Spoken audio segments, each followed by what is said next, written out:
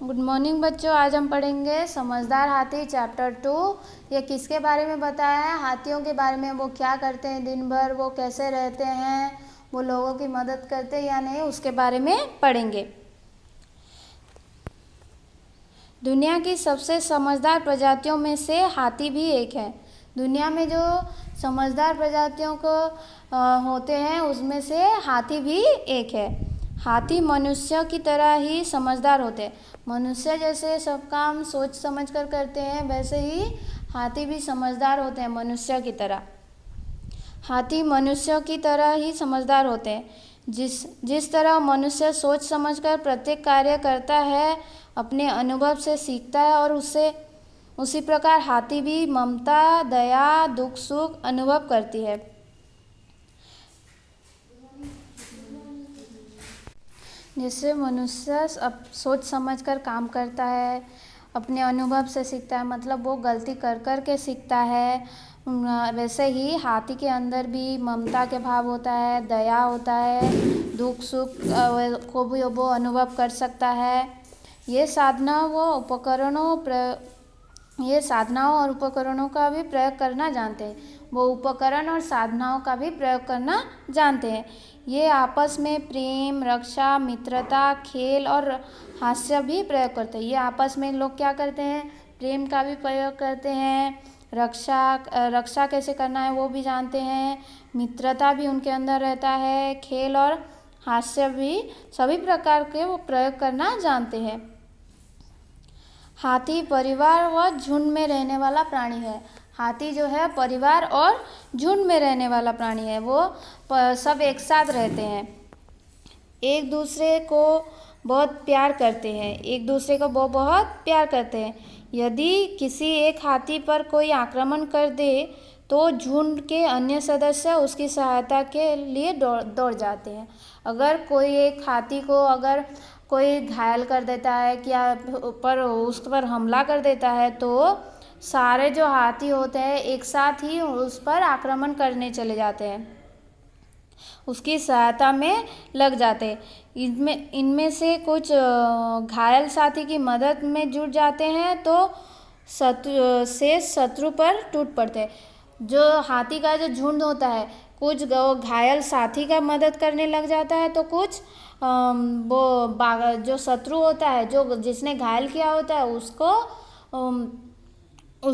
उसको लड़ने में लग जाते हैं।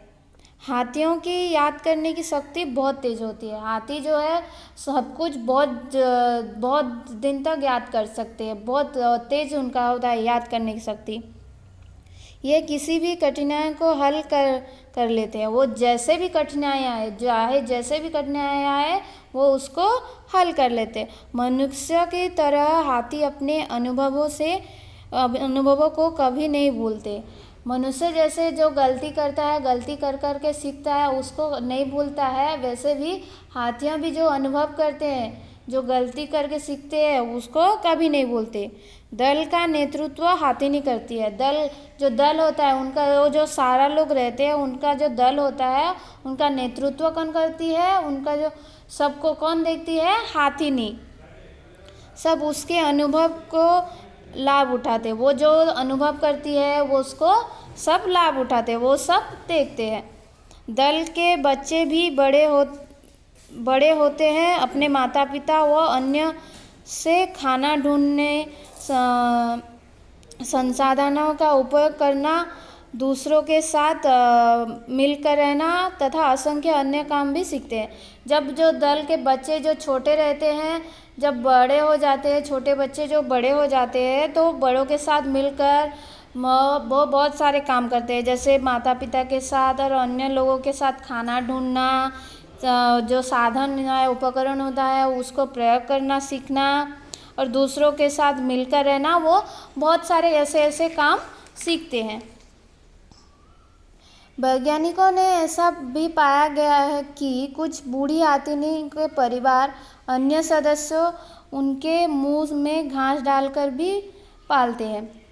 जो वैज्ञानिकों ने हाथियों के बीच ऐसा पाया है कि हाथियाँ के परिवार को जो अन्य सदस्य जो बूढ़ी हाथी होते हैं जो चल फिर थोड़ा नहीं पाते हैं, तो वो हाथियों के मुंह में घास डालकर उनको खिलाते हैं। क्या करते हैं, वो चल फिर नहीं पाते हैं तो वो अपने खाना लेने नहीं जा पाते हैं, तो वो लोग उन घास लाकर उनके मुंह में डालते हैं और बूढ़ी हाथी और हाथिनी को पालते हैं।